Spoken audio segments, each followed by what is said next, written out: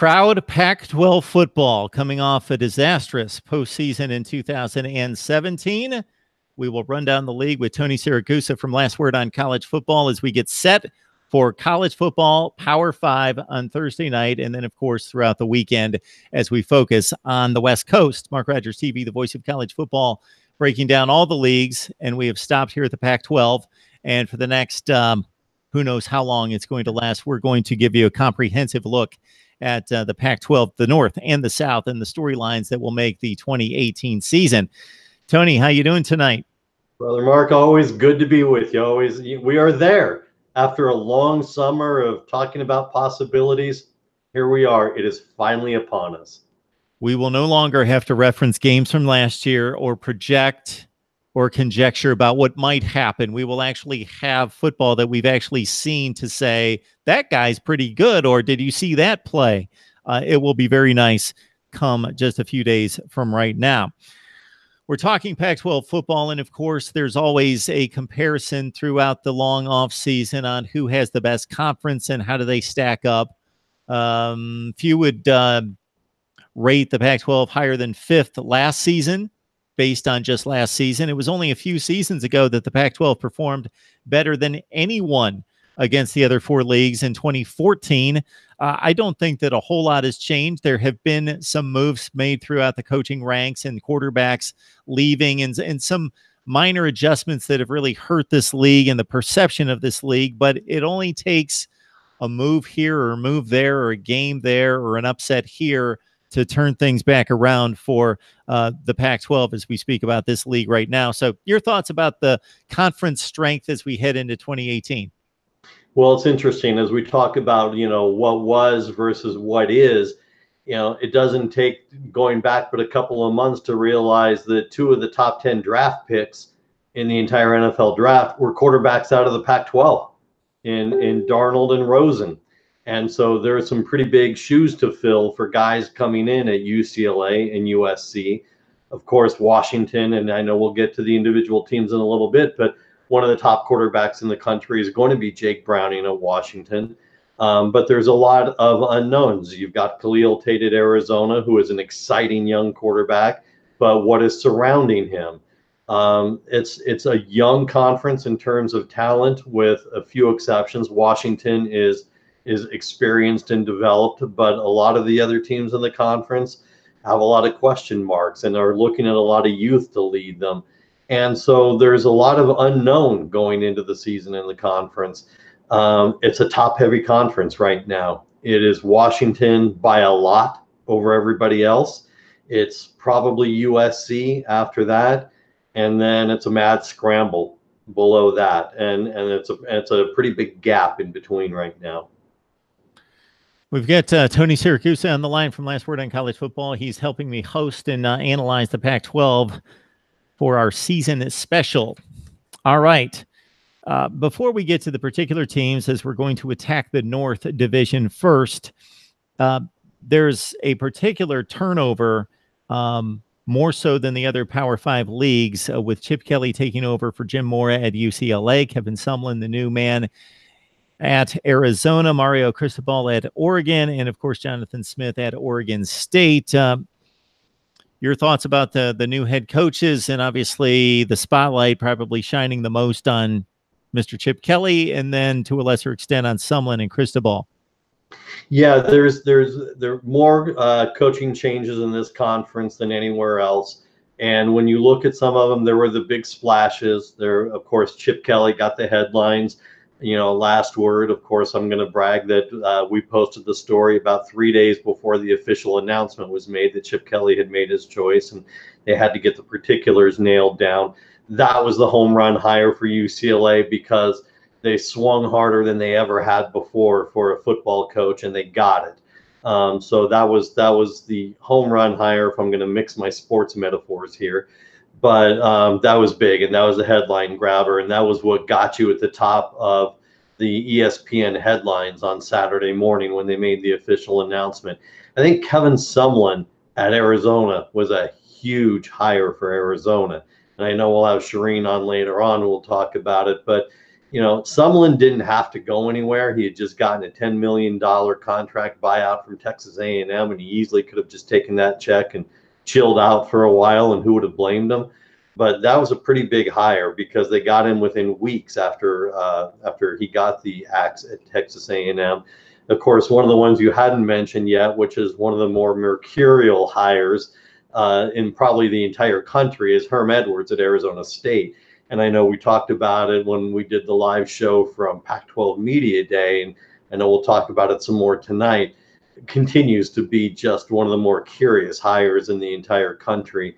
You've got Jonathan Smith at Oregon State, like you mentioned, who probably has the hardest job because there's not a lot to work with there, but has probably the easiest job in that the expectations are non-existent also. And then Mario Cristobal, who's got a lot of talent to work with, has a little bit of an edge in that he did coach the bowl game for Oregon last year, so had a little bit of a head start as opposed to the other coaches coming into spring camp this year. So there's a lot of activity with new coaches compared to some of the other conferences, a lot of new faces, and definitely I think the headlines probably are Sumlin and Chip Kelly, but don't overlook Mario Cristobal at Oregon. That's 5 out of the 12 teams in the Pac-12 who have hired new coaches. I was scanning the conference mentally. I should have written down the coaching changes. How could I miss the biggest personality in Herm Edwards, of course, going to Arizona State. And as we talk about coaching changes, let's transition right into Oregon State. Jonathan Smith is a hero there. He prospered at a time in which the football team prospered under him as the leader on the field at quarterback, unlike any other time in history. At Corvallis, 11-1, a Fiesta Bowl victory, a top 5 ranking with him as the MVP of the bowl game. But now a bit of a different angle for him, but he's made his way up the coaching ranks, has accomplished much as a offensive coordinator, but now the boulder that he has to push up the mountain is considerable. Yeah, he's looking at what Sisyphus had to do, and trying to learn something from that, because this is quite the task. And as you say, he was a quarterback at Oregon State during what Oregon State's heyday was, and what the pinnacle of Beavers football was, some 10, 15 years ago. This is his first ever head coaching job, and his assistant track record took him to Idaho and Montana. And then he got the break that he needed when he was with Chris Peterson at Boise State, and Peterson brought him with him to Washington. So he learned from a terrific head coach in Chris Peterson, learned well. He's also brought a very experienced assistant coaching staff with him. So he surrounded himself with some very good coaches. But you could tell at Pac-12 Media Day, there was a little bit of a look in his face that said, just happy to be here. Happy to be at Oregon State, happy to be at my alma mater, happy to talk about what it means to me and my family. But man, he's doesn't have a lot to work with there, and so he's got a lot of question marks to start with. I mean, look, even just from the most fundamental, which is what he knows best, the quarterback position. He's got Jake Luton coming back. He started 4 games last year and then suffered a spinal fracture injury. And he's the most likely starter coming back. He's in competition, or was in the spring, and then over the summer going into the fall with junior Connor Blount, and then a junior college transfer named Jack Coletto. And that's it. Those are your 3 quarterbacks, none of whom have a tremendous amount of experience. And Luton is the one who's got the most experience in Corvallis. So, and that's your focal point. That's what you're building your offense around. The defensive line has got 2 starters returning. And, the defensive ends, I got to be honest with you, you had as many tackles last year as either of the defensive ends that are returning. So that tells you what your front 7 is going to look like. The strength is going to have to come from a mashup of the linebackers that are returning, only 2 of whom had any starts last year. So there's a lot of youth. If you're Oregon State fans, your point is you had a lot of young guys who had to play last year. You got a lot of young guys with experience. This is not your year to say, hey, it's going to start here and now. You're going to look 2 to 3 years down the line with a lot of these guys still being there because you had to play a lot of freshmen and sophomores last year. So don't get upset. Take a deep, long breath at that season opener against Ohio State. Relax. Take it for what it is. Hopefully, Urban Meyer will call off the Hounds at halftime and take it easy on young Coach Smith in his coaching debut. Urban Meyer, if he calls off the Hounds at half, is going to have to make fair enough. Yeah, from somewhere else. Fair enough. There'll be NCAA problems if it's Urban Meyer calling off the Hounds. That will be Ryan Day on the sidelines for Ohio State, but I don't think Buckeye fans are sweating it out as a 45-point favorite. I haven't looked at the line. The win probability is like 99.9%. And look, Oregon State's got a relative. I mean, they've got beyond Ohio State. They've got an easy out-of-conference schedule, accepting the fact that Oregon State's not a good team this year. They're playing Southern Utah at home. They're playing Nevada. You could wind up coming out 1-2, maybe with some breaks 2-1. You've had a good out-of-conference schedule at that point, all right? Because then you got to play Arizona State. We'll get to later. We don't know what they're going to be. If you wind up coming out of the season with 3 to 4 wins total on the season, because you're going to play Colorado even though it's on the road. You're going to be able to play Colorado even. Cal, who knows? If you wind up coming out of here with 3 to 4 wins, you've had a good season. 5, throw a party on campus because you have far exceeded expectations, and call it a day and start looking to spring. I'm going 1-11. I'm going to give them 2 with the possibility of 3.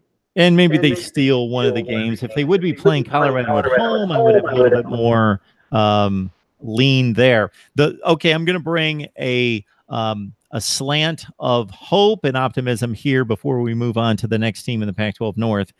If you look at the totality of the roster and the 2 deep, we both have done our previews on Oregon State. Please check out the video. Most of what they have coming back in regards to production for 2018 will also come back for 2019.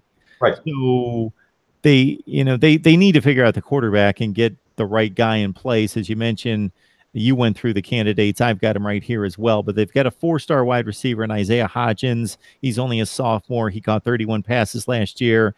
They have their top 7 defensive backs coming back, and like 3 or 4 of them missed most of last season because of injuries. So they're decent players who have played in the past.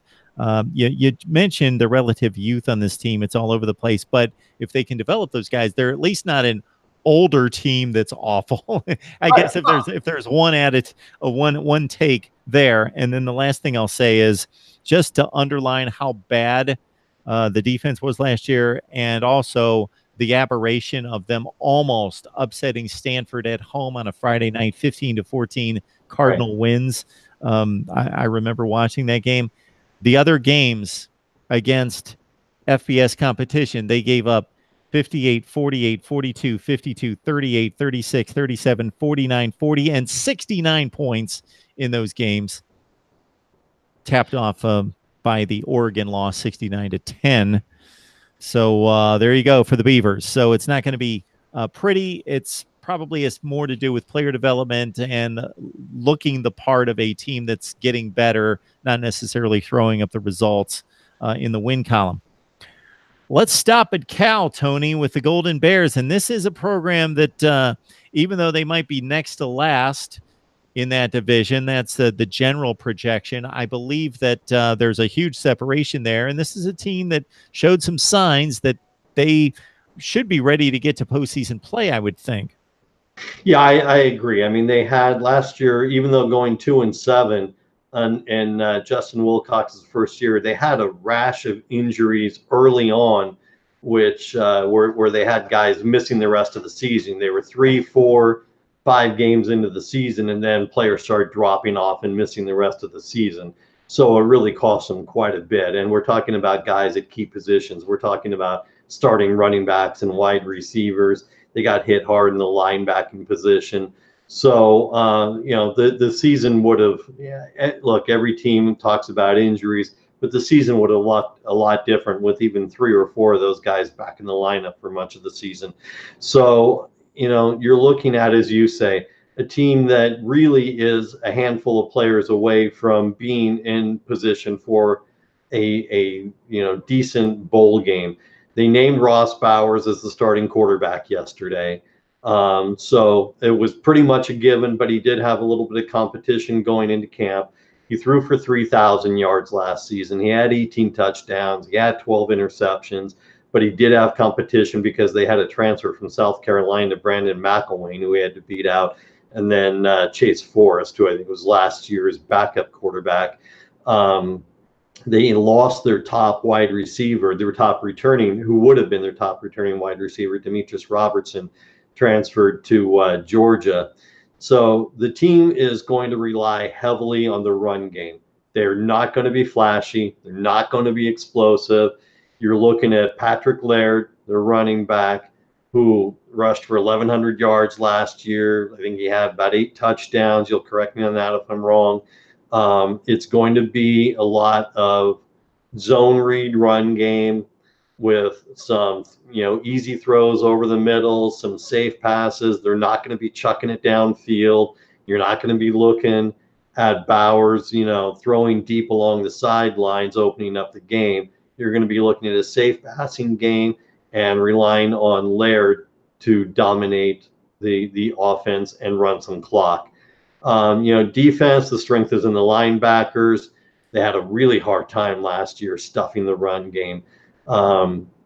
And they lost 2 defensive linemen to graduation or to departure, Tony McCary and James Looney. So that makes it even a little bit harder.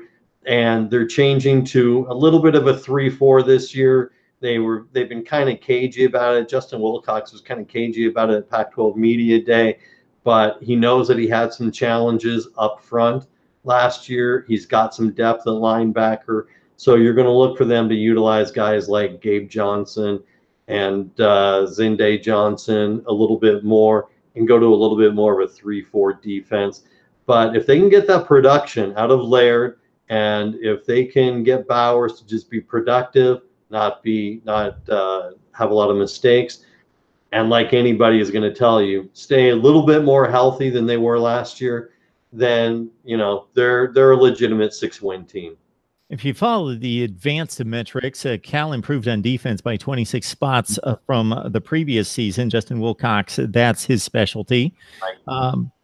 And they've got, they have an interesting team. On a particular game last year, they took Washington State, a 9-win team, to the Cleaners, blew them out in one particular game. So they beat North Carolina, not a good team last year, but I mentioned that because they've got the Tar Heels coming cross country to visit them to highlight the non-conference schedule that includes BYU on the road and Idaho State. So they are better than those 3 teams. Whether they win all 3 comes under question, but I believe that they will. And then you're playing the numbers game of going 3-6 in the Pac-12 to get to postseason play. Right, which is doable. I mean, obviously, because of the Pac-12 schedule and the mandates with the Bay Area teams, they play both UCLA and USC. They do also get Arizona this year, so that's going to be a tough game. And then, of course, being in the North, they've got to play Oregon, and they've got to play Washington. They've got to play Stanford, so it's not easy. But they do end at home against Colorado. They've got Washington State on the road this year. Washington State is beatable, very beatable this year, more so than in a lot of recent years. So it is doable. And they've got Oregon State on the road, and we've already disseminated Oregon State's woes. So, the 3-6, as you point out in the Pac-12, is very doable for them to get to that 6 wins and become bowl eligible. All right, Tony Siracusa from Last Word on College Football helping me break down the Pac-12 and get you set for 2018 as we move our way through the North Division. And what I think is an interesting situation in Pullman with Washington State, limited resources, limited recruiting in that area of the country. Mike Leach, it was really brought to my attention in going through the Power Five in each particular team and assessing what Cliff Kingsbury is currently accomplishing or failing to accomplish in Lubbock versus what Mike Leach accomplished there. Mike Leach finished with a 67% winning percentage there. Cliff Kingsbury can't win 50% of his games, and Mike Leach was finishing in the top 25 in Lubbock. He goes to Washington State. They're on a rough ride as well. He endures one bad season, gets the ball rolling, gets his system entrenched. Now he's churning out 8-5, 9-4, 9-4. Now we'll see if that's the ceiling, and that even Mike Leach can't exceed that. And that's kind of what I'm guessing is where Washington State is going to make it. It's going to be a challenge for them to break through to a higher status in the Pac-12. Well, and this is not the year they're going to break that threshold. Not with the team they've got this year. This was an off season of tumult and changes all over the place in Pullman. Leach's name was prominent in the coaching search at Tennessee, even if it was for just a short period of time, and that raised that raised some ire up in Pullman because for Washington State fans, he has become them. They have embraced him for everything that he is, all of his quirkiness, all of his eccentricities, and the offense that he has brought there, the defense that he has put in, for better or for worse. It is usually not that bad. It's frankly underrated sometimes. It is hard to recruit there, and he has done a good job. And they have embraced him, and the thought that he was willing to leave for a bigger name did not rub some people so well up there. Of course, his name being thrown about in Tennessee lasted all of about 72 hours, as Tennessee moved on to other names pretty quickly. Of course, they had the death of the former quarterback Tyler Helinski up there, which was a tragic set of circumstances as well. They also had to replace 6 assistant coaches, some of whom were not offered the chance to return, and some of whom left for greener pastures. The biggest one, of course, was Alex Grinch, the defensive coordinator, who left for Ohio State. And that was a pretty big loss up there. Look, no Mike Leach team is ever known for its defense. But the fact is that they were in the top 10 in the country last year in takeaways and tackles for loss. Again, you don't think Mike Leach and think stellar defense, but Alex Grinch's defense did some really amazing things up there. They were really aggressive. They were really fast to the ball, and they were the ones putting the ball back in the hands of Luke Falk and the high-paced, fast-paced Washington State offense all the time. So losing Grinch was a big deal. Now, he went out and got Tracy Claeys from Minnesota, and Minnesota has been a top 40 defense, perennially under Clay. So it was a good hire. But nonetheless, you put all of those things together, and it was really a very uneasy off-season up in Pullman. And you could really sense it at Pac-12 Media Day, because we always joke about how glib Mike Leach is. For whatever characteristic issues people think he has, from a media standpoint, we always laugh, ask him 2 questions and then just turn on the recorders and sit back and let him go. And it very much was not like that this year. He was not enjoying himself the way he tends to, just kind of going off the rails. He was very short and circumspect with his answers, and very measured in his responses. So, look, from a football standpoint, we're talking about, things that they have to change and replace, and can they break through that ceiling, as you put it. And I think I said this was not the year to do it. They got to replace Luke Falk. That's first and foremost. Falk has been the guy throwing 60, 70 passes a game up there, and coming back and doing it again week after week. And there is no easy answer for replacing him. They've got redshirt junior and Trey Tinsley. They've got another redshirt junior in Anthony Gordon, or they've got a true freshman in Cam Cooper. And that's it. Those are your choices. Tinsley has gotten some action in, behind Falk last year when Falk was banged up here and there. But they also lost a couple of their starting receivers, Tavares Martin. They lost Isaiah Johnson-Mack. They lost an All-American offensive lineman in Cody O'Connell.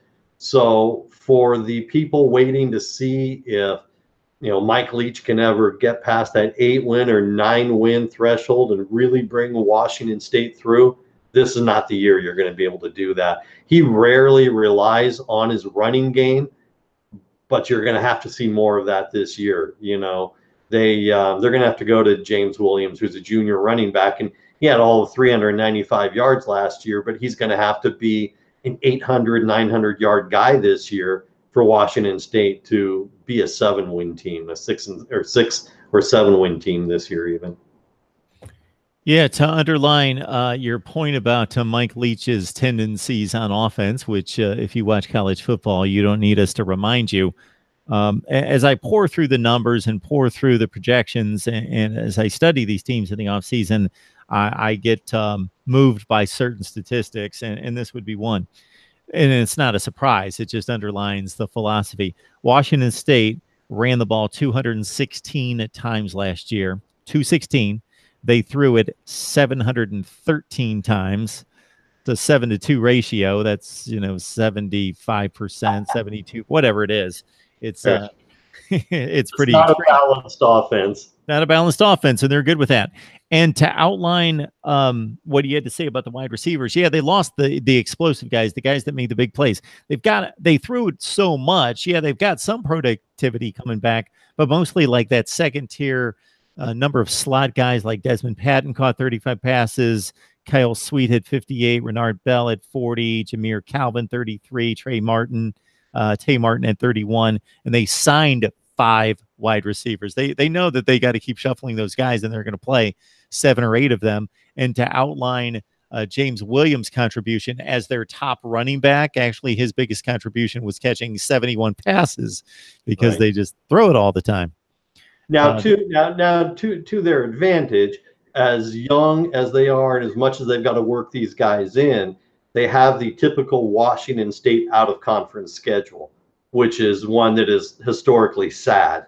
I mean, they've got Wyoming, and Wyoming isn't Wyoming of usual. Even, there's less talent there than usual. They've got San Jose State at home, and then Eastern Washington at home. So, there's your chance to work in some of these guys, figure out who is what, and what your new offense is going to look like. You've got 3 games there before you face USC in the 3rd week of September down in Los Angeles. So, Leach has got some time to figure it out before he's got to face some real competition. And also to put an exclamation mark on your point about the defense, and although it's not the emphasis of a Mike Leach team, or is it maybe not from the outside, from our perspective, but obviously they dealt with it and dealt with it effectively. So Alex Grinch takes over there, and they improve from, again, the advanced metrics, the S&P Plus, number 101 in the country in 2014, number 101 to 74 to 63 to 29. So that's what led the surge as much as anything. They were throwing the ball all over the field and gaining 5,000 yards passing when they were awful. It's been running to a certain degree and gaining some yards and being respectable to not balance out the offense, but at least have a running attack that had to be at least in the defense's mind. But more so than that, the defensive upgrade has been what has brought on this Washington State surge that may stall to a certain extent. I've got them at 6-6 and 4-5 in the Pac-12 coming up this season. I think that's reasonable. I mean, they're getting some good linebackers back. They get Peyton Puller back. He's actually getting a 6th year. So, they've got Jalen Thompson returning as a safety. So they got some depth on defense. And to your point, when you're creating the turnovers, as their defense does, you're keeping the offense viable, which is all Mike Leach asked for. to Mark keep the Rogers TV, the voice of college football, breaking down the Pac-12, and with the help of Tony Siracusa from Last Word on College Football, we're making our way through the North Division. Our next stop, Eugene, Oregon. Justin Herbert, this time next year, will be in an NFL camp, we would believe, preparing to possibly fight for a job or win a job, as we see with the likes of Sam Darnold right now. But for one more year, he will be in Oregon, and he gives them hopes of pulling off their status as a dark horse and winning the division. Yeah, and they are a dark horse, but it is possible. I mean, like we talked about earlier, Mario Cristobal got a little bit of a head start because he did coach Oregon in the bowl game when Willie Taggart left for the Florida State job. The offense is stacked. I mean, like you said, they've got Herbert back, threw for 3,800 yards last year, 34 touchdowns to 9 interceptions over the last 2 years. So, and he's the guy who's going to lead the team. And, Cristobal could not rave enough about him at Pac-12 Media Day. He talked about how that he now understands the offense like an offensive coordinator does. He understands how to use the run game. He understands how to check off at the line better than he ever has before, that he's reading the defenses in camp like an offensive coordinator would. And frankly, you look at Herbert, and the kid is just built like a linebacker now. I mean, he bulked up a lot in the offseason. Their challenge is going to be, of course, that they lost Royce Freeman at the running back position. And so they're bringing back Tony Brooks-James and C.J. Verdell, but not a lot of experience there. They've got 3 returning starters on the offensive line. So again, the offense is stacked. They've got a lot of wide receivers coming back. The big get was they got Brian Addison from UCLA. He had been a UCLA commit and was there all the way up until summer when there were still problems academically, and he couldn't make it all the way in, and even though he had signed his letter of intent. So UCLA gave him the release, and his academics had already qualified him for Oregon. So the next week he was in Eugene. The kid is 6'5" and lightning fast. And, he joins a wide receiver core that already is loaded with juniors and experienced sophomores. So the offense is really good. Some questions on the defense. They're good on the line. They're good in the front 7. Defensive backs, they're a little thin. They've got Jalen Jelks coming back on the defensive end. He was flirting with the NFL, and he came back. So they're pretty well stacked on the defensive line. Front 7 is pretty good. Defensive backs, a little bit of a question mark, but a lot to work with on the offense in Oregon. All right, Tony, you want my sales pitch on Oregon? Go for it. Justin Herbert's a stud. He can make all the throws. He can do everything you need him to do at the quarterback position. He completed 68% of his passes. What I want to see this year is he didn't have to face, unfortunately, because of the injury, the best defenses in the Pac-12. He missed them. I want to see him play Washington and Stanford. Those are going to be fun games. No Royce Freeman, prolific, 6,400 yards, 64 touchdowns, but they've got a couple backs in Tony Brooks-James in particular that can fill the void. They bring back 4 returning players along the offensive front. The wide receivers are decent. 5 of their top 6 come back. Okay. Jim Leavitt running the defense. I think this is key. They were so much better on defense last year. They improved from number 119 in the nation in the advanced metrics to 61 with him. Now they're thin. They're thin. They can't afford injuries, but they got like guys like Troy Dye, who's going to be an NFL player. Jalen Jelks is a tremendous defensive end. They've got tremendous talent on that side of the ball, but they're awfully thin. And they've got Washington and Washington and Stanford at home. Of course, they play nobody in the non-conference, which doesn't matter toward a Pac-12 championship. But if you're really thinking crazy toward college football playoffs, then, they don't play anyone in the non-conference that bulks up and makes the record look better. So my take on Oregon football, as we head toward the top of the division, we stop at Stanford. And Tony, I cannot fathom, and I refuse to do it, and I have yet to do it, talk about Stanford football without bringing on Donald King, because he's my Stanford guy and has been for quite some time, and I just won't let him go. So, Donald, how you doing tonight? Mark, fair enough. I appreciate you sticking with me, and thanks for having me back. Absolutely. How we doing, Tony? I knew there was a tree in the neighborhood. I sensed the Stanford tree was around. You could smell the pine tar, couldn't you? That's right, my friend. Yeah, today I'm repping the reigning Ivy League champs today. There it is. That is commendable. You got to do it every once in a while, you know. Got to give a little love to my other alma mater. That's right. There you go. Before we focus on your beloved Cardinal, do you have any thoughts about Oregon football this year? I can't wait to see what they do. A lot of people kind of felt like Cristobal was a consolation prize of a get at the head coaching position. Good for continuity, but folks are kind of like, is he really the guy that's going to lead the program to the promised land? I actually think he's going to be fine, and I think Oregon's going to be solid. I do think they have some transition to deal with. You know, you get a guy who blows into town for 1 year, starts to build his kind of system with his kinds of guys, and then he takes off a year later. I think they'll have some hiccups this year. I agree with everything Tony said. Herbert is a stud, but he's got a lot less help in the running back in the backfield behind him at running back, and you know, we'll see. I think they're going to be solid. I don't think they're going to be great. That's kind of how I feel. So I produced a Stanford preview and prediction, as well as UCLA and the rest of the Power Five just a few weeks ago, and really need to run those past to you guys and run them through the screeners that I need to set up here before I release those, but I failed to do that. So for this venue, you've got the floor, Don, on Stanford. I just want to hear your take on the Cardinal this year. Stanford's going to be good again. It's a solid team.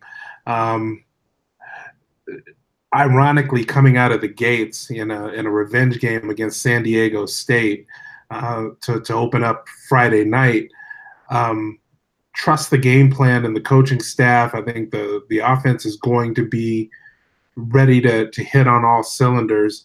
The defense is missing 5 guys who are either starters or significant minutes type of players, and that's nerve-wracking. To be clear, you know, they don't have to deal with the running back that San Diego State had last year. He's now in the NFL up in the Pacific Northwest. You know, but they're going to be missing 2 linebackers, and Curtis Robinson and Jordan Perez, both backups, but they play a ton. Starting corner and the best corner that they've got this year, and Elijah Holder is out. And Malik Antoine and Brandon Simmons are both also out in the defensive secondary. And, you know, that's a little nerve-wracking to the Cardinal faithful. But you know, should still be able to get past San Diego State.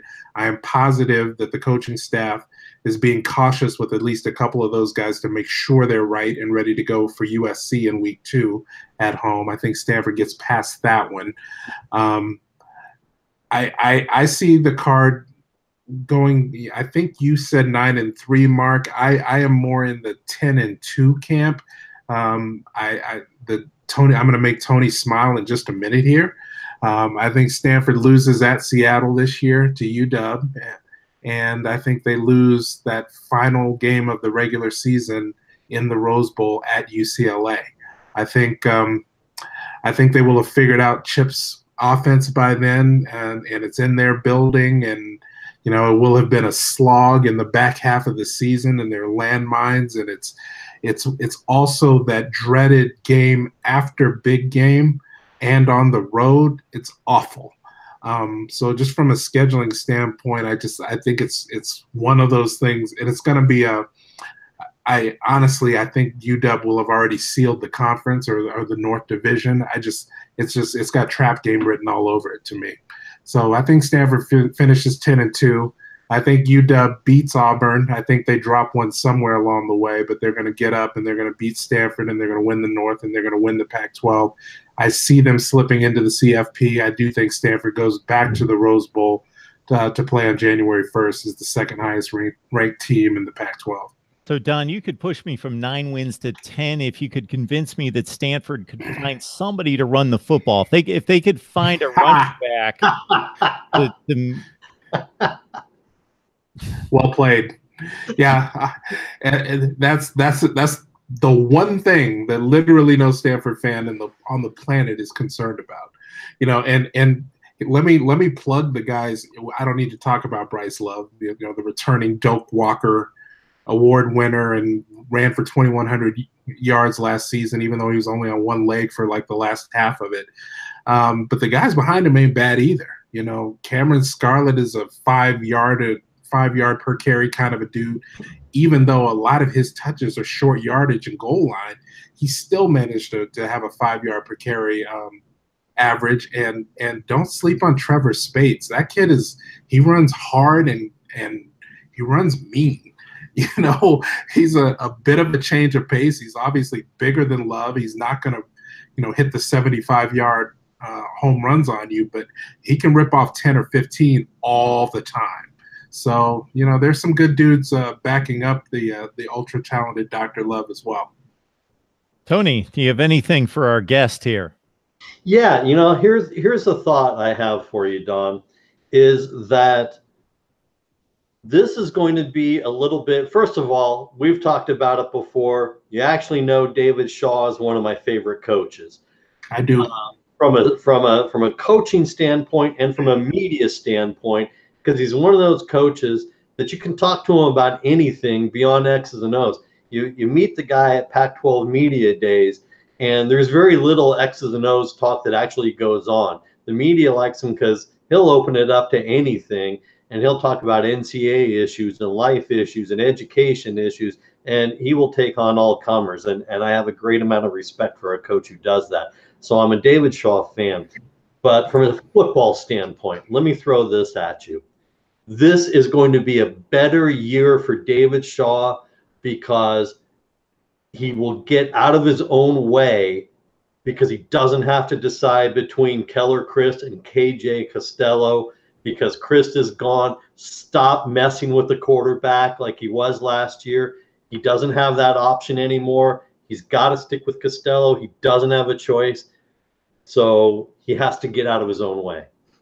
Yeah, the offense is going to be fantastic. I'm not worried about Stanford's offense at all year long.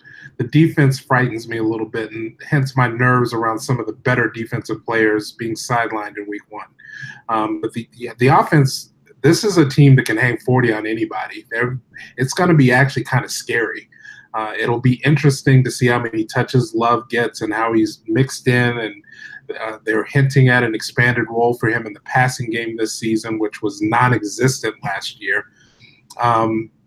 But this team can beat you all kinds of different ways, and frankly, the receiving core this year is the best that Stanford's had in at least 4 or 5 seasons.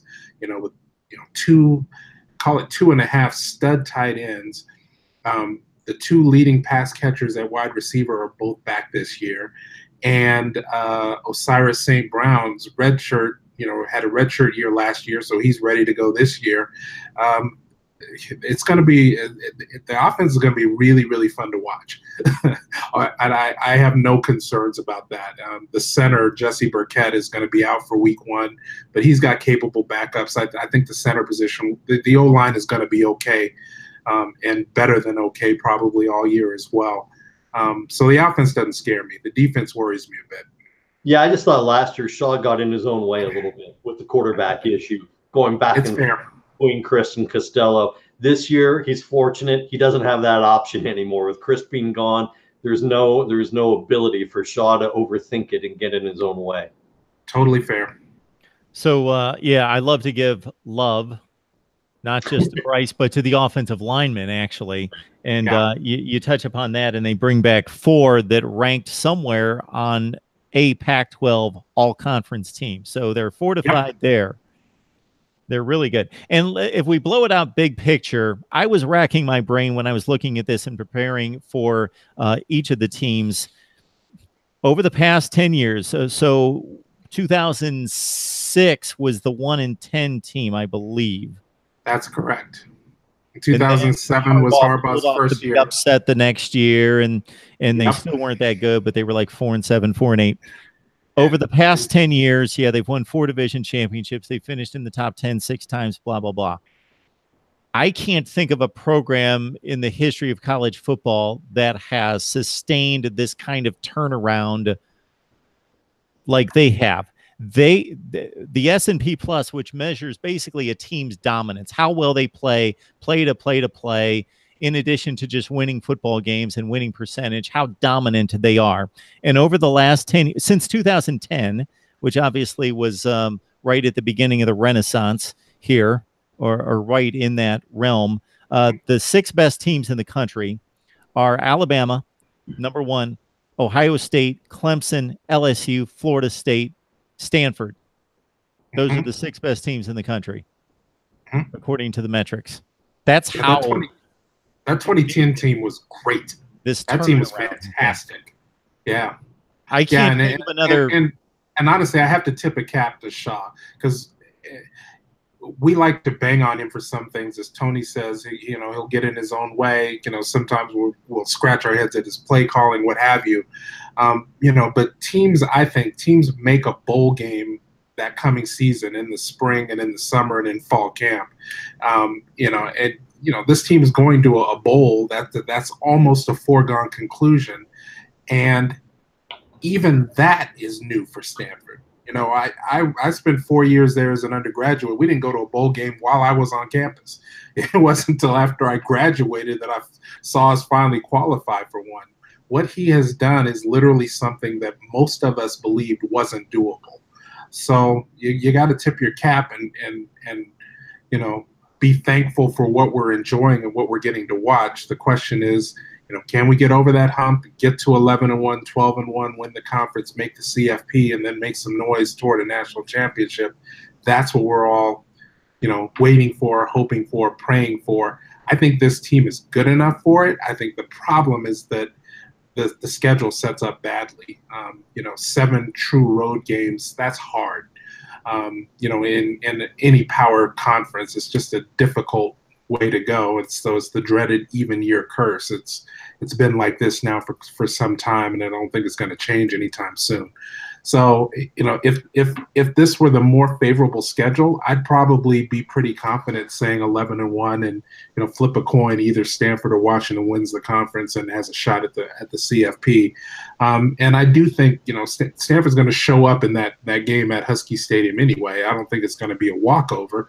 I have to give the edge to Washington at home. And, and you want to talk about elite coaches in the national landscape, Chris Peterson is absolutely one. So, all right, Donald King from Last Word on College Football. Previously, still our Stanford contact, and again, I can't fathom talking about the Cardinal without Don jumping on with us here. So, Don, we appreciate you stopping by, doing the heavy lift on Stanford football. Thanks a lot, Mark. Appreciate it. Good to see you as always, Tony. And you as well, my friend. All right, we will carry on, and as we approach the halfway mark here and look at the Washington Huskies, Tony, you had alluded to them being far and away the best team in the Pac-12. I don't think that's changed here in the last 15 or 20 minutes.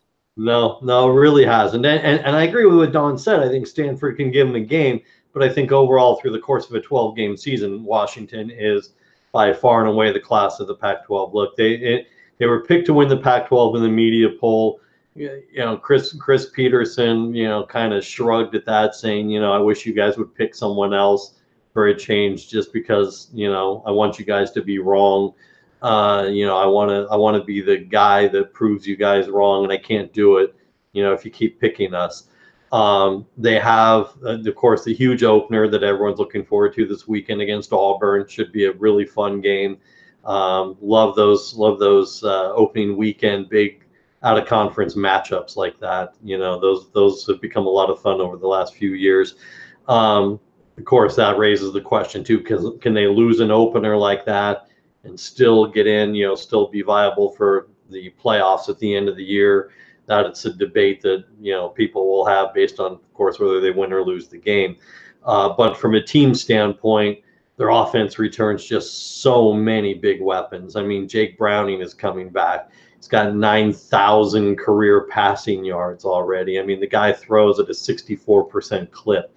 Could have turned pro, but it was already such a quarterback heavy draft that he, probably not too hard of a decision to come back for another year, because, the upcoming quarterback class for next year's draft isn't nearly as deep. Myles Gaskin, the running back, is coming back, or he will be back, 1,300 yards each of the last 3 seasons. They lost some receivers, but they get back a guy who, frankly, is one of my favorite college football names, just because it just kind of sounds cool when you're calling a game. Chico McClatcher. I like the way that sounds. It just kind of flows when you're calling a game. So he's back from, he missed last year with an injury. He's back. They've got Hunter Bryant back at tight end. He missed last season with knee surgery. May not be ready exactly at the start, but he will be back. He was a ESPN Freshman All-American last year. So they are loaded on offense. These guys can easily put up 40, 45 points a game on pretty much anybody all season. The defense, they got to replace Vita Vea on the defensive line. Not easy to do. They've got Jalen Johnson coming back, and they've got Greg Gaines coming back on the defensive line. The linebackers are pretty deep. One of the biggest things that works in their favor for the Pac-12 is they miss USC on the schedule. Not that they couldn't beat USC. USC is young, and we'll deal with them later. But they miss USC on the schedule. So that helps, that helps as well. So they, of course, take a little bit of a cruise after the Auburn game. They get North Dakota at home, and they play BYU at home later on in end of September. So a couple of obviously very viable games where you don't even expect to see the starters in the fourth quarter. So it could be a one-loss team and still headed to the playoffs, depending upon where that one loss is. Yeah, so I'm trying to find a way to debate you on Washington, and it's very difficult. I'm seeing one issue with last year's team that isn't necessarily been resolved. Maybe Chico McClatcher, who was injured against Colorado last year and couldn't finish the season, maybe he's the guy. But for as good as they are on offense, and again, Jake Browning has proven to be a very, very capable quarterback and field general, not just a guy that's going to wow you across the board, but a guy that, man, a 4-year starter, just stable as they come, and again, really holds down the position. They didn't have a wide receiver catch for more than 12 yards per reception. They were hurt by the John Ross loss, and now they lose Dante Pettis. Also hurts them in the return game, but the offense might be a little bit limited on the outside, but they've got some guys. Marquise Spiker was their top recruit as a top 10 wide receiver. I don't know if he's going to be ready to make that kind of an impact, but they have some issues offensively, really stretching the field. Vita Vea was a monster up front, but they'll be fine. But he was just like a force to be reckoned with, one of the very best in the business. They've had a top 10 defense in the advanced metrics 3 straight years. They're just loaded. The secondary is great. It seems like it always has been since Chris Peterson's been there, and just waves of defensive linemen and linebackers. And they're loaded. They are loaded. They have really upped the ante since Peterson joined the program there in Seattle. The recruiting is reaching toward that Clemson, Ohio State type level. Not quite there, but very, very close, and certainly the best in the Pac-12 right there with USC.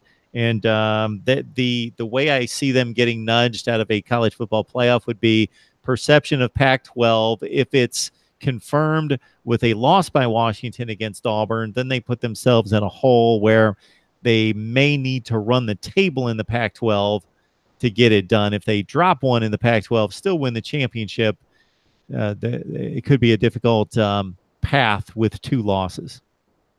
I think all of that is true. I think they need to win the Auburn game because there's a lot of talk. Could they lose to Auburn and then win the next 11 and still do it? And I think you bring up a valid point. Then there's the perception of they couldn't beat the big SEC team, they win the big out of conference game. The Pac-12, as we talked about long ago, is the perception is it's not what it was 3, 4, 5 years ago. So they won a weaker conference and it could keep them out. I think they need to win the Auburn game. Could they lose to Stanford? Could they then lose to Stanford, still win the Pac-12 and get in? Possibly. Could they lose to, could they lose to Oregon, still win the Pac-12 and get in? Probably not. It depends on where that loss comes, as I was saying a few minutes ago. Look, they're not going to chuck the ball downfield. Like you said, they don't have the speed on the outside. It's going to be more of a controlled passing game. It's going to be 12 to 15 yards a shot, not 40 yards a shot, because they don't have the speed down the sidelines. But they don't need it because they've got enough depth at wide receiver. They've got enough options that they can just keep coming at you from different areas on the field. All right, Tony Siragusa from Last Word on College Football helping me break down the Pac-12, getting you set for the season as we deliver our big preseason special. We move to the Pac-12 South Division, which Pac-12 supporters may take exception to me saying is the worst division in college football. But that is subject to change. But I rate it the worst right now, and I rate the worst team in the division to be Colorado.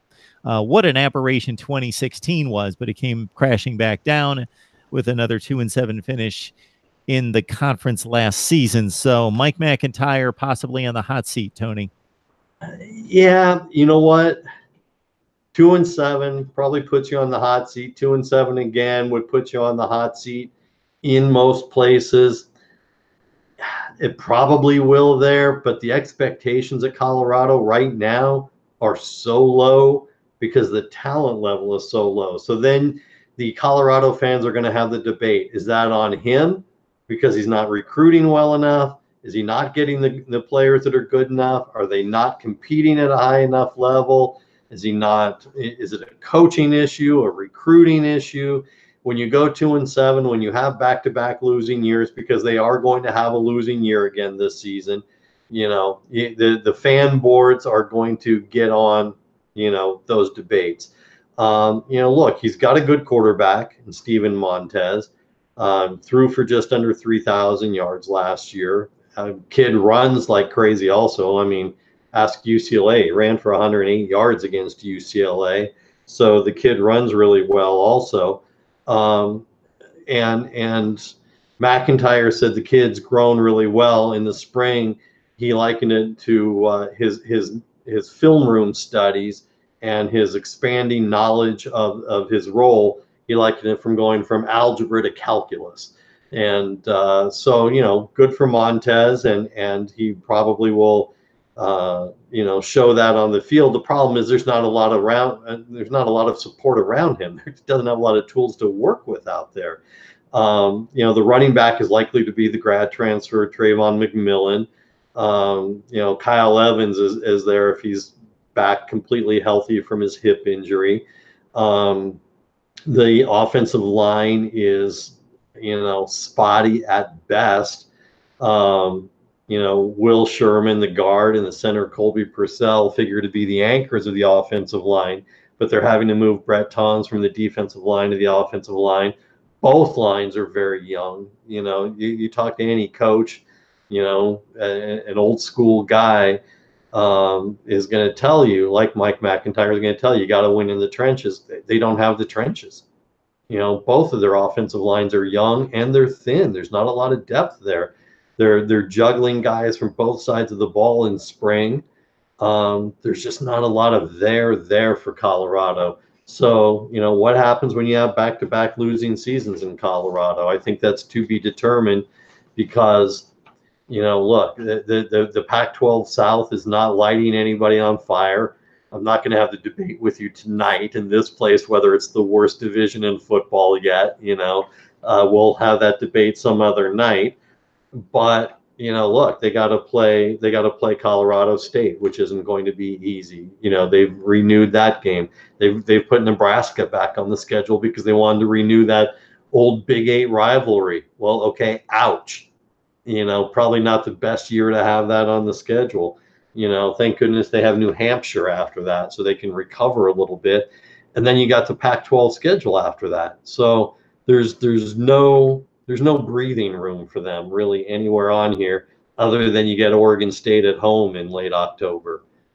There's nowhere to hide anywhere in here. You know, it's a 1 to 2 win season.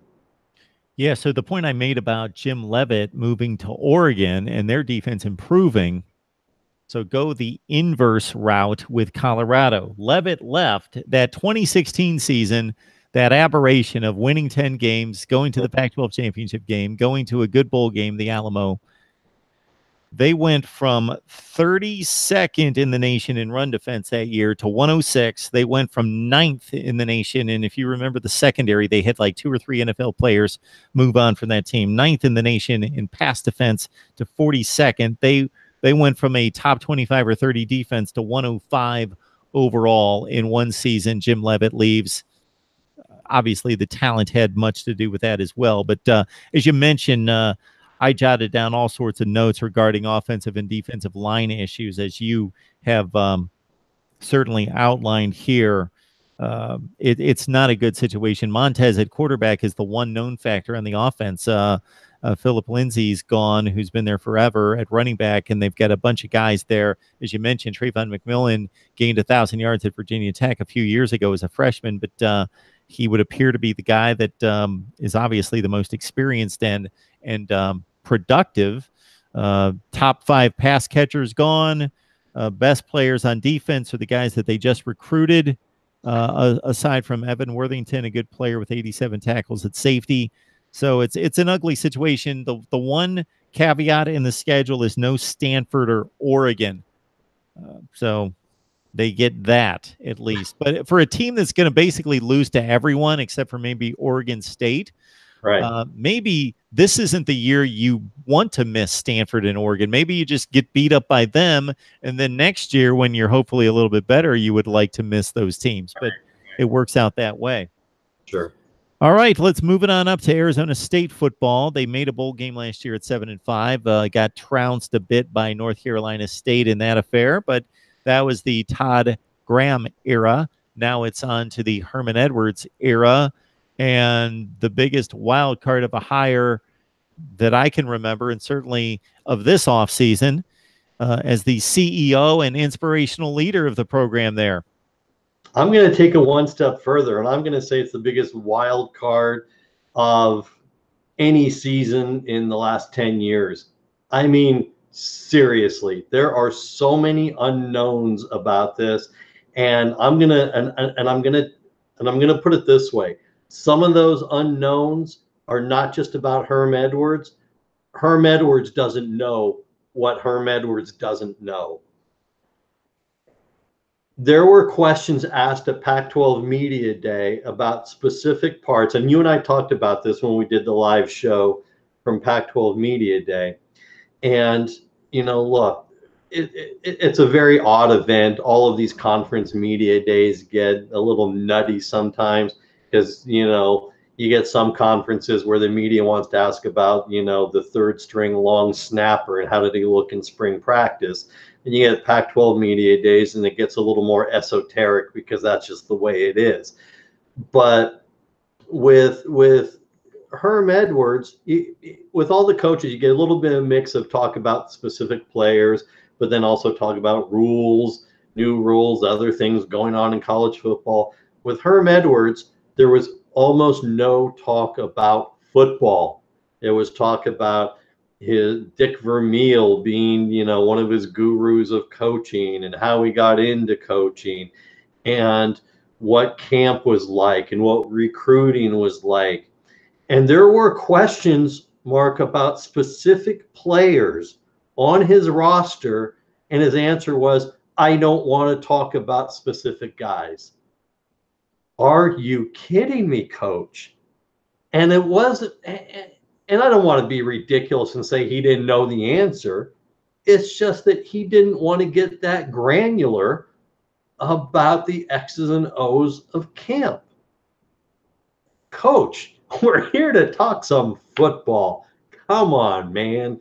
I mean, you brought players with you that are back in the corners of the room doing interviews. Let's talk about them. And his point was they're really good players and they're good young men and deserve to be here. And that's what you're giving us. I mean, look, he's got some talent. Manny Wilkins is a very above average quarterback.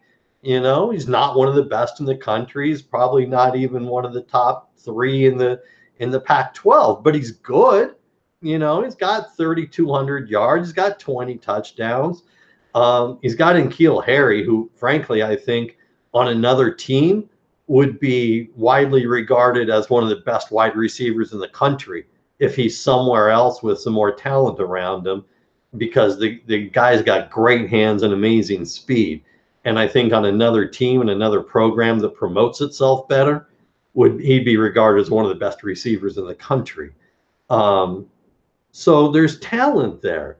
You know, Kyle Williams is back and Frank Darby is back. And those are the two. As a matter of fact, I'm going to tell you, I remember it specifically when a reporter asked about those 2 players. That was when Herm Edwards said, I don't want to talk about players specifically.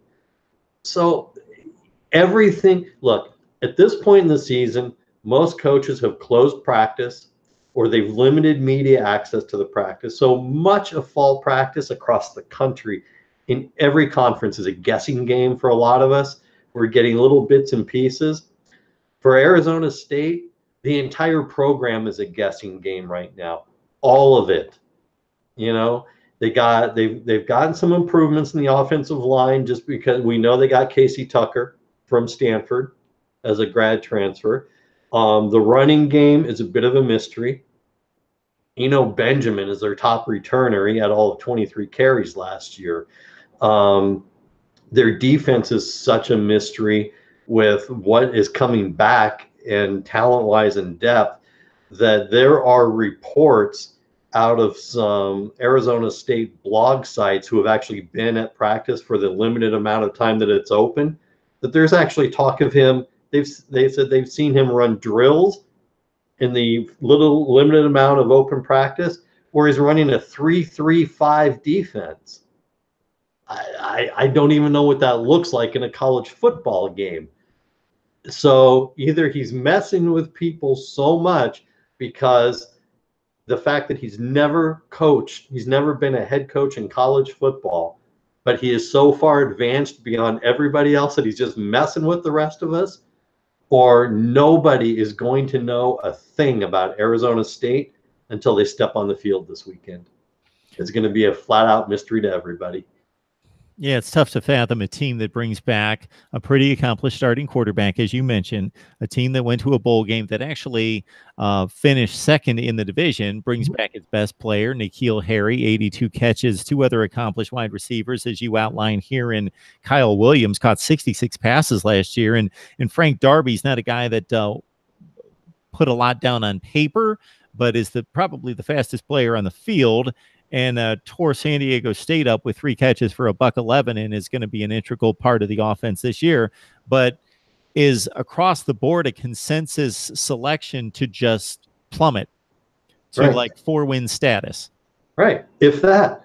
I mean, look, they play Michigan State in week 2, and I'm going to sit here and tell you Arizona State has no business overlooking University of Texas San Antonio in week 1.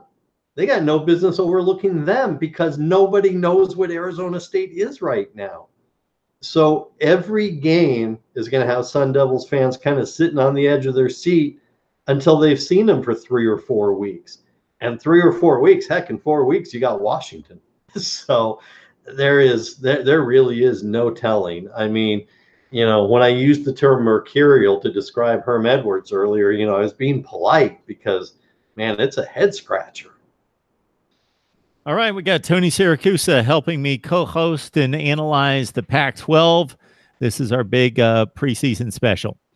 All right, we move on to a subject which it would be a waste of your valuable time as a viewer for me to say anything about UCLA football. The rest of the year, if I speak about UCLA, please listen to what I have to say. I do watch the games, probably half the schedule, and do have my certain take on UCLA. But in Tony's presence, it's worthless for me to say anything about the Bruins, especially in light of what's happened just in the last few days.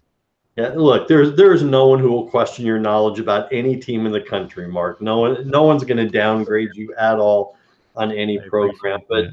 But yeah, I mean, look, there's obviously a lot of news out of UCLA. They suspended 6 players the other day, and it obviously hurts. Some of them are suspended for the season opener, some of them for 2 games, and some of them for 3 games.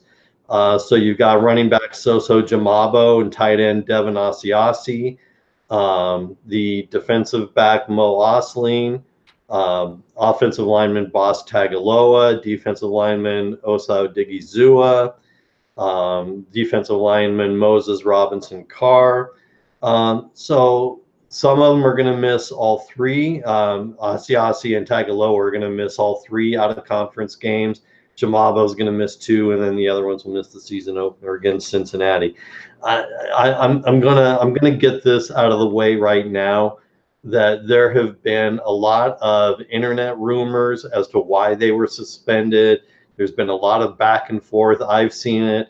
People tend to, and I appreciate the fact that people appreciate my insights and feel like I have a depth of knowledge. And yes, I have heard and been direct message and had text messages from people who I trust that have verifiable information about why they were suspended. And no, I'm not going to say one bit of it, because, look, these kids don't deserve that. If the school's not going to say why they were suspended, then I'm certainly not either. There are a lot of rumors running rampant about it. They were suspended. I think Chip Kelly did a couple of things that are relevant with regards to the suspension. I think if you are a UCLA fan, you remember several times in the past couple of years where there would be a certain starter who wouldn't play, and it would just, all of a sudden, you'd be watching the game or you'd be at the game and a player wouldn't play with no warning, and then after the game, Mora would say he just wasn't available to play, or he didn't play for disciplinary reasons, or he didn't make the trip for disciplinary reasons, and that's how you found out he was suspended. Chip Kelly made it clear in his media gaggle the other day, quoting him directly, playing at UCLA is a privilege. And if you can't handle that, then we are going to make this public, and we are going to put it out there that ahead of time that you owe it to your team to live up to the rules and regulations that we've created. And if you can't do that, then this is what happens, and we do it publicly. We don't hide it. And the statement from UCLA was that they violated athletic department policies. There's always a lot of they violated program policies, team rules. This was athletic department policies, which also tells you Chip Kelly worked in conjunction with the athletic department. This was not one person doing something or the other. This was Chip Kelly working with his new bosses in the athletic department. Look, the suspensions hurt at depth, especially on the offensive line. Chip Kelly spent all of spring converting Boss Tagaloa from a starting defensive lineman to an offensive lineman to center, to potentially starting center, because that was what he needed. And so now he's suspended. And now you're looking at the freshman Chris Murray or the sophomore Zach Sweeney being the starting center come Saturday. And obviously, since Tagaloa was suspended multiple games for the entire out of conference schedule, you're looking at Jamabo. I got to tell you, man, if I'm Soso Jamabo, I got to rethink what I've done to my life here, because Jamabo has been suspended multiple times before by Moore for whatever disciplinary reasons.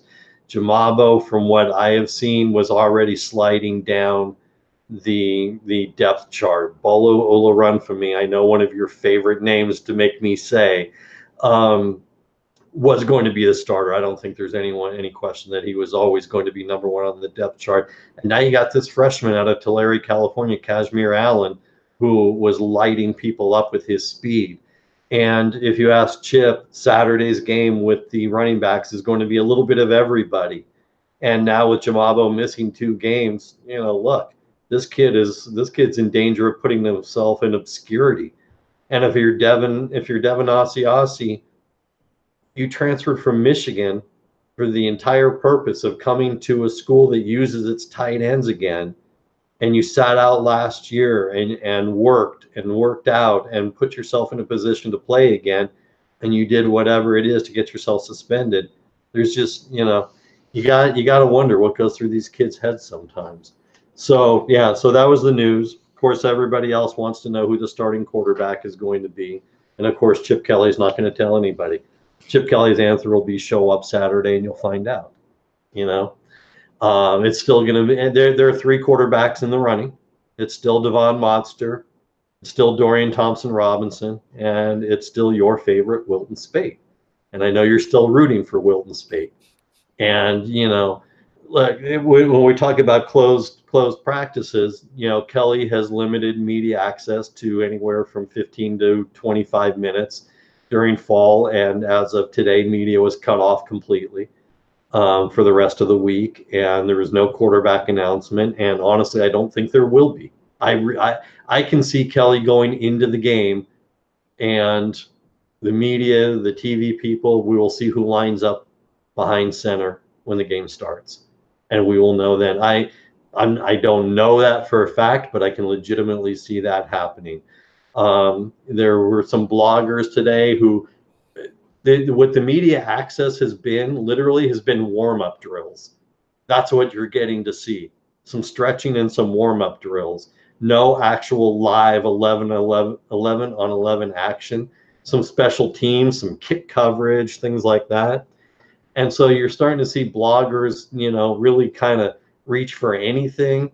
Someone today was posting about how, well, they saw Speight and Dorian Thompson-Robinson working out on one part of the field and the other quarterbacks on the other. So what does that mean? It means Chip Kelly had another hour and a half left to practice to do whatever he wanted with the quarterbacks, is what it means. So there's nothing to read into anything. He made it clear. He made it very clear at the beginning of fall camp that the most important thing to him is the wins. And if that means he has to alter his offense, then he is not going to shove a square peg into a round hole and force things.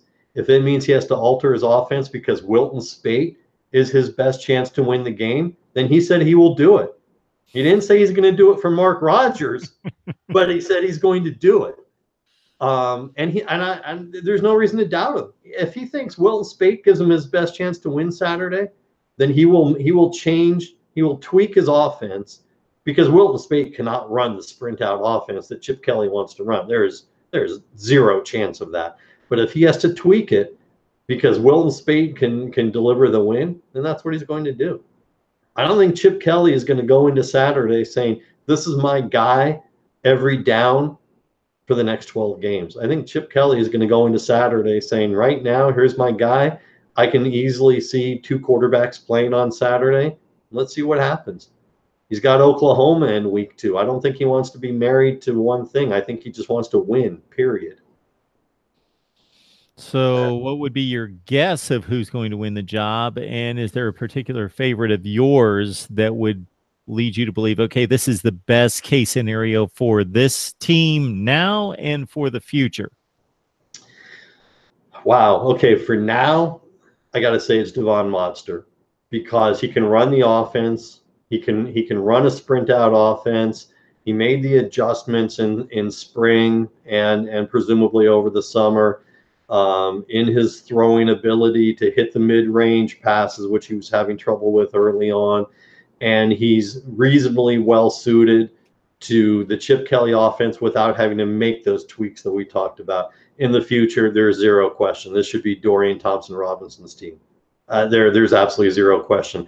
When I talked to some of the players early on, and when I've had a chance to meet them at other events, and when I was talking to Theo Howard at Pac-12 Media Day, he talked to me about DTR, and he said the kid is just a freak in terms of his ability. He said he's just unreal. He said, now, of course, you got to put them in 11 and 11 and see what happens, because this was during the summer workouts.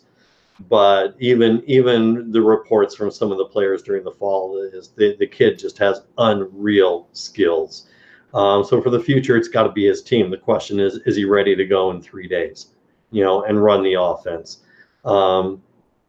If he's not, you'd rather not throw him to the wolves in the first quarter on Saturday afternoon, Saturday night. You'd rather ease him into it, even if it means not putting them in until the second half. So, Tony, even taking into consideration your splendid work over the last 90 minutes, we have delivered now a serious upgrade to the show. Indeed. Indeed. Absolutely. And even despite me at times saying that this particular person's favorite team's defense is garbage, and that they were only going to win like 4 games last year, she still arrives on time and delivers each and every time for Mark Rogers TV. And of course, we're speaking of Shireen Ryan from Zona Zealots. Shireen, how you doing tonight? I'm doing good out here in Southern California. Uh-oh. I hope we can hear you. We know that you're doing fine and you're in Southern California. Okay, you heard but if we continue to get a bit of a lag, I don't know that we're going to be able to interpret everything else that you say. So, Shireen, give us your first line on Arizona, and we're going to hope that it checks out. Okay, everybody's excited about State for the last 3 years, so it's nothing that I'm surprised about the way he's been performing. Able to take all the pressure from the press and in stride. He's collected. He even surprised his parents with the front page of the Sports Illustrated that he was on for their anniversary. So that was kind of fun to see him on the cover. And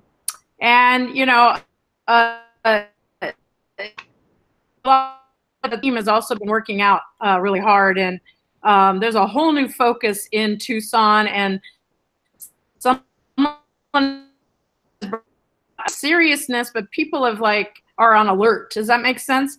They the team is just in, and they seem to be all on the same page, and the coaches are allowed to do their job. And I guess the difference and Sumlin is that Sumlin kind of calmly walks around the field while his coaches do the coaching. His assistant coaches. So it's just a little different dynamic. But Khalil's had to learn a different scheme. Well, and there's no more. He's not going to do the clap anymore. They have a different way of starting. And I mean, the wide receivers are just dying to be on the other end of it. One thing we weren't aware of is 20 in 50, was it 50 tries or something like that? We were like, wow, Tony. So we have Shun Brown again as a target. And there's a lot of hype about him, as well as J.J. Taylor. It would be his 3rd year playing. J.J. Taylor. We're just really excited because we have new food at Arizona Stadium. Hey, Shireen, this is what we're going to have you do, because we want to hear everything that you have to say. So if you knew exactly what the lag was going to be, because it's pretty consistent, then you could time out your cadence. But of course, that's impossible. So I know you have a lot of great things to say. This is my recommendation, because we're getting some comments on the live chat that people want to hear your take on the Wildcats. Bear down. So jump off, come right back on, and we'll see if that corrects it. So, Tony, in the meantime, Yeah. Your thoughts about Arizona football? Certainly exciting. It brings us some star power and cachet to the field with Khalil Tate on the actual playing field, and then Kevin Sumlin on the sidelines. Yeah, sure. And I'm anxious for Shireen too. She's the reason I showed up tonight. So I want to hear what she had to say. Yeah, look, it's an exciting team. I mean, if you're Kevin Sumlin, not only did you walk into a new job after a $10 million buyout, when you showed up at Texas A&M, you inherited Johnny Manziel. Now you show up at Arizona and you inherit Khalil Tate. I mean, geez, nice job picking and choosing your spots, right? So it's, look, Tate is one of the most exciting players in the country. One of the things I was impressed with that someone was talking about, well, media days, was that he said one of the biggest changes he saw in Tate was that he had changed from being an athlete who could throw the ball to being a quarterback that was an athlete, that he had spent so much time in the film room that he had improved dramatically as a student of the game. And that was going to be the difference this season. All right, we have done our best, Shireen, over the last 90 seconds or so to try to fill the gap left by you, and have feebly tried. But so it was difficult for us to piece together your intro on Arizona football and the difference that Kevin Sumlin has brought. So if you can somehow copy that dissertation off the top, we'll take it. Summer, it's when it started. I know that Zach went back, and he came and told me that it was a whole new like aura over the team. And everybody started learning the new offense. So by now they're really in the mode of just getting better. Hear me? Yeah, so we get a burst, and then you kind of freeze up on us. So we're trying to piece it together, but unfortunately, because I want to hang on to this Arizona take. We'll give it another go here. Keep going, Shireen. Come back in? No, just continue. Okay.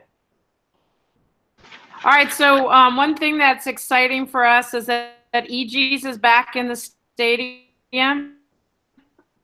It's been a long time since we've been able to cool off to these slushies, so people are excited. The Zona Zoo has special for the students to go and party right next to the field, and there's just a big push to have fans as possible in the stands. And I know I'm not talking X's and O's, but it is like a big deal that days change. More people will come, but I think it's exciting enough for the team. I think the team has a really good chance this year.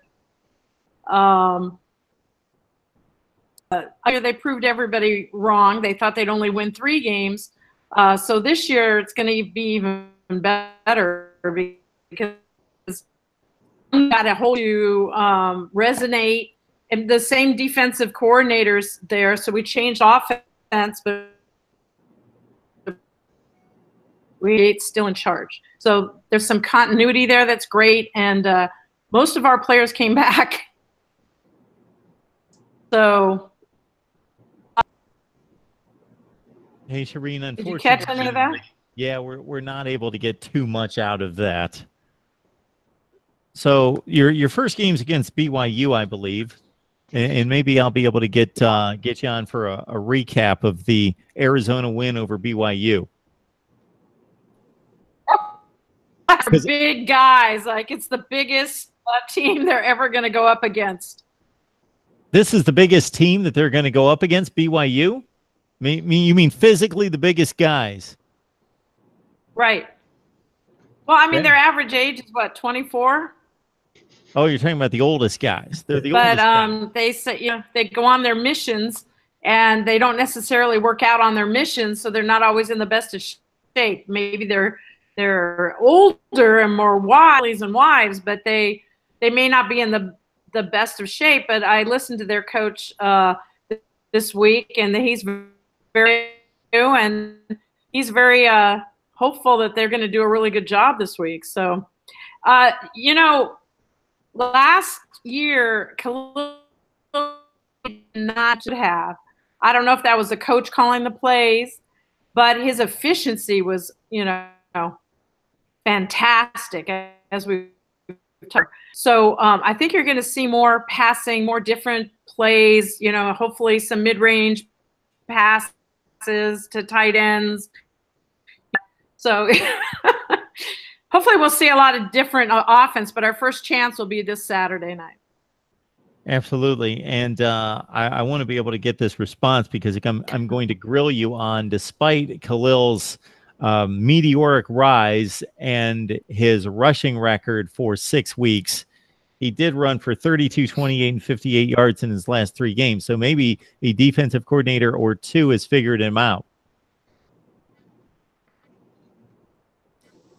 He needs to pass the ball more because I think he was 14 of 17 in the Foster Farms Bowl. Yeah, he had a He nice still stretch broke drive. records in that bowl game. Yes, he's an exceptional player. I just don't know that he's going to continue this pace of running the ball down everybody's throats. Well, one of our issues is the offensive line right now, where there's a question mark on Nathan Eldridge, which is our season center. So we don't know who's going to take that spot. And Lake Fraith can't play for a couple games because he's like a 6-year senior. Where hope the young guys can step up and protect the quarterback. All right, Shireen, I think we'll let you go. Are you going to be too mad at me to tell you that Arizona is going to finish 7-5 this year? Okay. You okay with that? I want to. I'm sorry, what's that? I said I want to see a better than last year. Yeah, 7-5, 5-4 in the Pac-12. Kind of saying they'll be better. You have the easiest schedule in the Pac-12 too. Yeah, I'm saying at least 8 wins. 8 wins. No Stanford, no Washington. I don't know how this happens.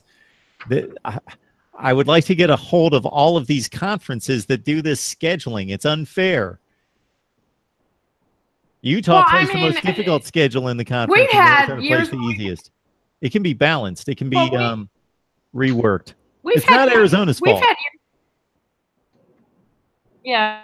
And it'll be different. Arizona might have the toughest next year. So it has nothing to do with Arizona in particular. But so you're excited. You got BYU. You're all set for Saturday night. I'm what? You're excited. Yes, very excited. All right, Shireen, thanks so much for joining us for our Pac-12 preview. To the rest of the Pac-12. I mean, there's a lot of brand new quarterbacks out there. So that's brand an new edge. Quarterbacks, brand new coaches, 5 out of 12 teams with new coaches. We already talked about your favorite team, Arizona State. Oh, good. You talking? Yeah, Tony's getting a kick out of this. I have Arizona in line for a Pac-12 South championship, but then they're going to get tripped up by Arizona State in the final game. I'm just kidding. Ooh. I am kidding. I'm not predicting that. No, you're not? I'm not. I just want USC and Arizona, Pac-12 South. USC, Arizona, Pac-12 South. I actually predicted another team to win the Pac-12 South.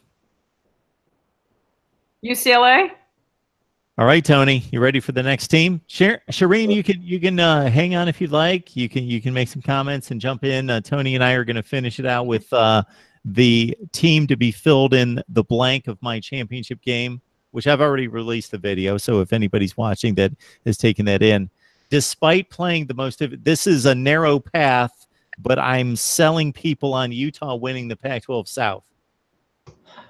You are on your own. Because I'm not with you on that. Okay. The Pac-12 eliminates each other all the time. Well, somebody's got to go to the championship game. Look, they had a couple of votes on Pac-12 Media Day. You're not completely on your own. There were a couple of media outlets that gave them a couple of votes. Look, the upside is for Utah is they only had one player picked in the 2018 draft, so that either says something about last year's team wasn't very good, or it tells it they were very young, and it turns out the latter is true. Tyler Huntley now owns the quarterback job after spending last year battling back and forth with Troy Williams. And Huntley, obviously very talented, 2,400 yards, 15 touchdowns. The kid's really good. Problem is the offensive line still. The offensive line was giving up 3 sacks a game last year, and they've got to do a better job of protecting them. They're moving redshirt freshman Nick Ford from the defensive line to the offensive line. Kid's huge. He's like 6'5", about 330 pounds. So they hope that helps. If the offensive line holds up, then I like Utah's offensive a lot because you've got Zach Moss at running back. Kid's really productive. Ran for about 1,200 yards last year, about 10 touchdowns as a sophomore. I'm not sure that they have the wide receivers to carry the offense. I think you don't easily fill the shoes of Darren Carrington and Ray Singleton, who is gone. I think he's at Houston now as a grad transfer. So I don't think you easily fill that void. I know when I was talking to Kyle Whittingham, he was relying heavily on Britton Covey coming back. Covey hasn't played in 2 years. He had 500 yards a couple years ago and then left on his LDS mission. And he talked about how he expected him to play a huge role. That's great, but you're relying on someone who hasn't played in 2 years to fill a huge void. So the defense will be good. They've got a lot of experience up front. They got Kylie Fitz up front, who I like a lot, as a defensive lineman.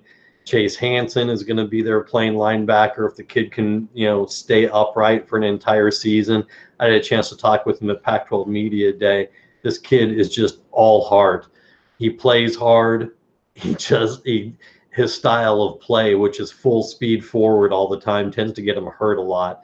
But I really like the kid as a linebacker. But I'm looking at an 8-4 season overall from them. I don't see how they win the Pac-12 South. So I'll let you take that fight. All right. So here's the fight. Here's the path. It's a difficult one, yes, because as I've concluded, they play the most difficult schedule in the Pac-12. They don't get to see Cal or Oregon State. Those are their 2 teams that they don't get to see. So what would be most likely 2 wins, they don't get to experience those games. So it's a very difficult schedule. All right. Utah under Kyle Whittingham was 32-12 in 1-possession games. That speaks to coaching to me. Now they've only gone 3-7 in those type of games the last 10 times out. So I'm swaying back to the mean here with Utah being able to win 1-possession games, and they play the type football that they're going to be in a lot of close games. Yes, they have experience back at quarterback in Tyler Huntley. Got a 1,000-yard running back coming back in Zach Moss. Yes, I am concerned about the lack of explosiveness, and this is a Utah theme over from year to year, that they don't have the type of guys to take the top off of the defense on the outside. They do have 4 offensive linemen back, and they've had a top 40 defense 11 straight years. That looks to continue there. They've got a number of playmakers in the secondary. The secondary is really good. They got the best punter, one of the best punters in the country.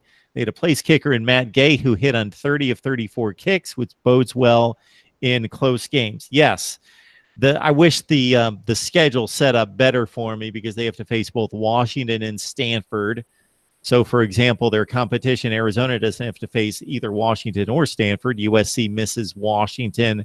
So it's a difficult path, but I pulled the trigger on it. It was tough for me to get them past 6-3, but this is what I did. They have to beat USC at home. That is the game that is a must win. They beat USC at home like they did 2 years ago, even with Sam Darnold on the field. They split with Washington and Stanford. If they can win one of those 2, so they've got 1 loss. They have to beat USC head-to-head. That gives them the tiebreaker, and then they can lose another game somewhere. I actually have them and USC finishing 6-3. as a tie, and then they win the tiebreaker because they beat USC head-to-head.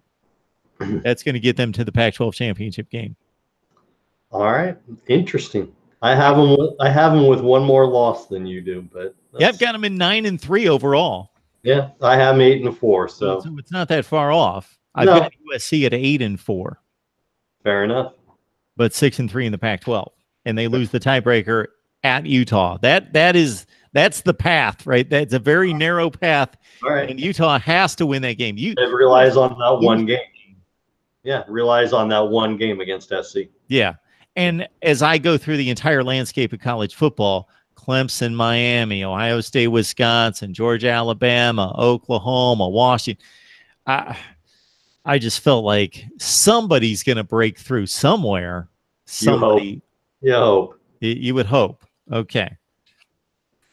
All right, Shireen, what did you feel about that USC game that was for the Pac-12 South at the time that Arizona went to the Coliseum? The USC this year? Last year you went to the Coliseum. You could have taken over first place right there against the Trojans. Well, Arizona Khalil brought the team back. Like, he came out of halftime, guns blazing, but a couple of mistakes, and they lost the game. I still think it was a winnable game. And look, there's one team Khalil wants to beat. He's already beat UCLA once, so that was good. He got that out of his system.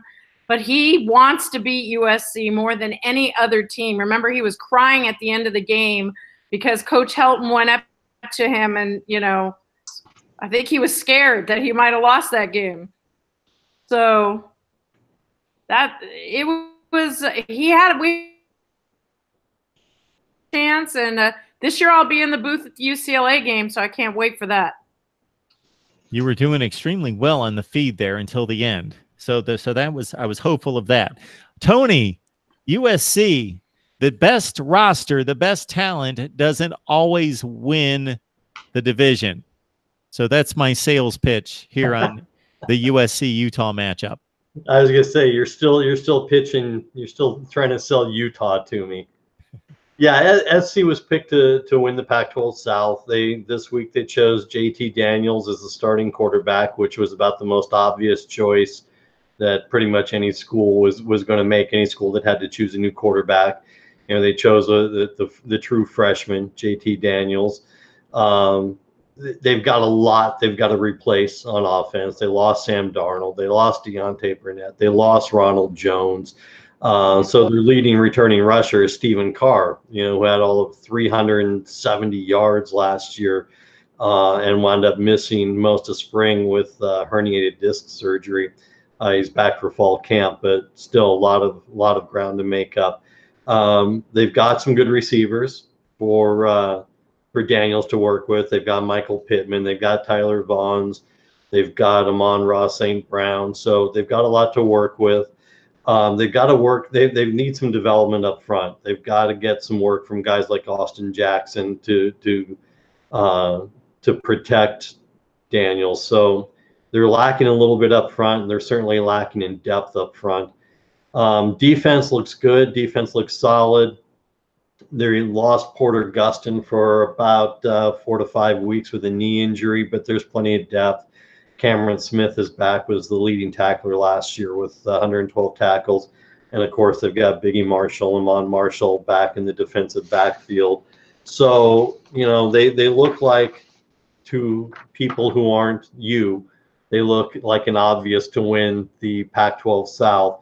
They go through about a 3-week stretch where they're almost on cruise control because they've got Arizona State, Oregon State, and Cal in 3 consecutive weeks with 2 out of the 3 at home before they got to face UCLA and then the out-of-conference game against Notre Dame, at home to end the season. So they've got a 3-week conference schedule where it really doesn't tax them too much.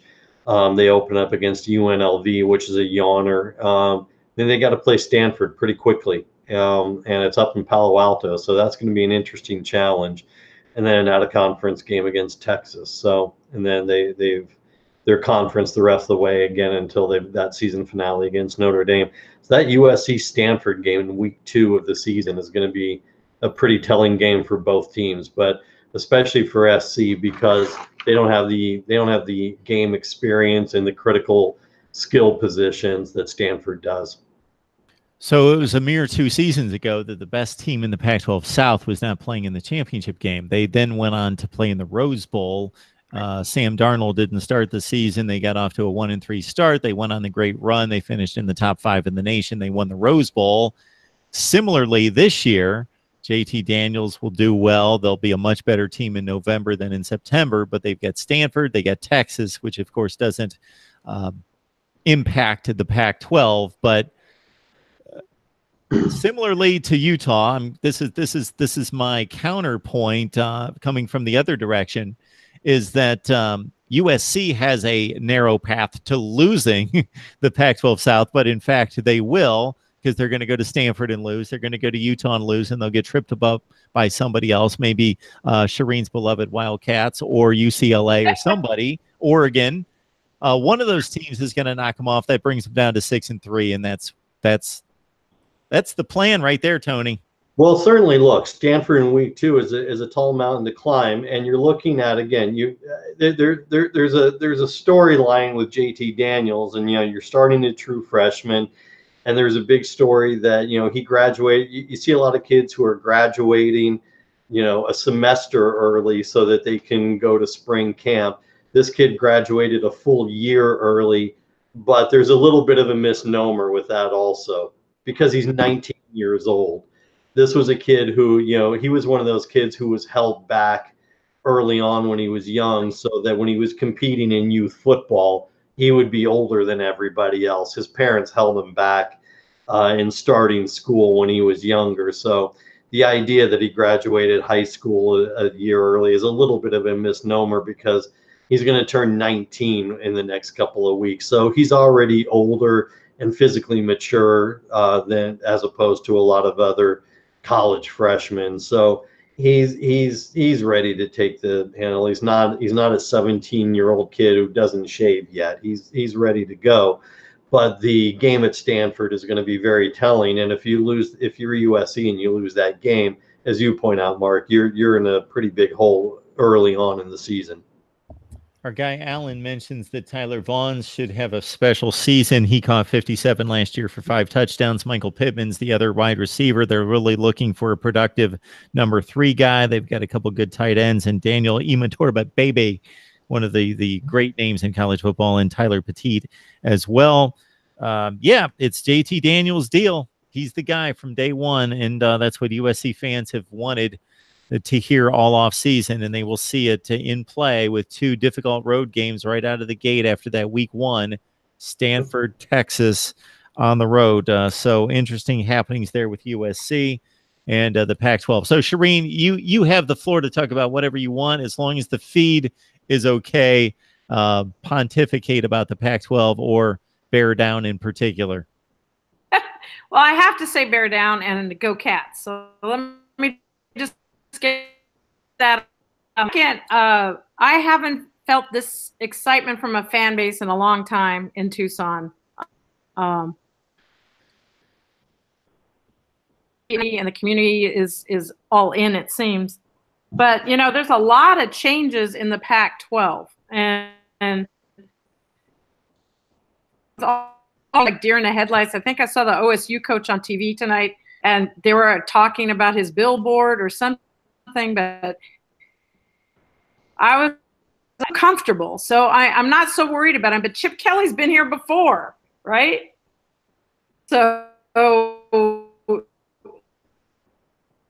UCLA under Chip Kelly, and I'm dying to say, so I just think people are just excited to see these teams play at all, let alone what's going on. So like Whittingham, he's coming in and he's got a great team as usual, but now he's going against coaches he's not spot for the last 5 years, or Mora or anything like that.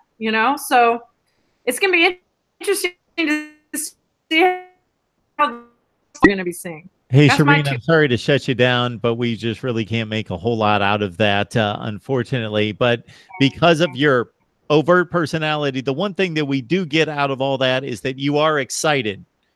That came through, that you are excited.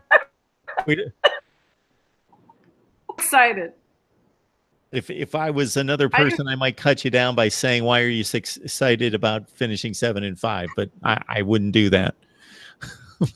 I'm excited. I'm sorry, Shireen. Enjoy the BYU game. I just, if you, I hope so many changes in the Pac-12 that the seasoned coaches are going to be having to adjust mid-game because that they've never seen before. So I can't wait for Mike Leach to be on the sidelines, you know, facing a coach he's not used to. All right. We got Shireen Ryan from Zona Zealots. Please join her there for Arizona Football Talk. And she should be doing this kind of work, and she does for other sports and so forth on her platform on YouTube. So if we can get the transmission to hold off for about 5 seconds, Shireen, let people know where they can find you. They can find me on Zona Zealots on Twitter. Zona Zealots Crazy with 2 E's on Twitter, and Sports Crazy 28 on Instagram. You can find me anywhere. You can find me. You can see all kinds of interviews that I've done over the past 3 years. Thank you, Shireen. We You're appreciate it. welcome. Tony, I want clarification. Just let us know your Pac-12 championship game and who wins. Washington and USC, and Washington wins. And that's boring. Washington gets a playoff spot. It would be a much more interesting championship game if Utah was there playing Washington. I couldn't pull the trigger on Utah actually winning the game against Washington, so I've got the Huskies winning 31-20 over Utah. But I don't want to let the cat out of the bag. I'm going to announce my playoff projections tomorrow. But at 10-2, it doesn't look good for the Huskies. It would be unique if it were Washington and Utah. I'm not sure it would be more interesting, but it would be more unique.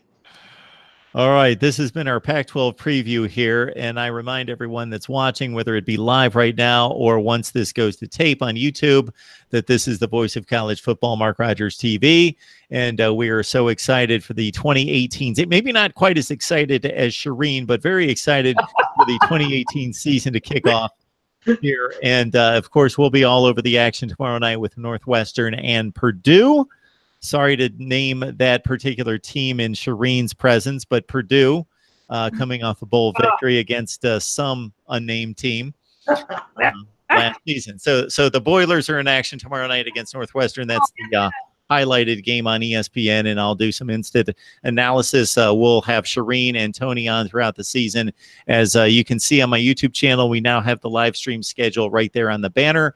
Of course, join our mailing list by sending your email address to MarkRogersTV@gmail.com. Of course, like, comment, and subscribe. And as I like to say, even if you don't like my opinion, if you believe that we're delivering quality content and analysis, please give us a like as well.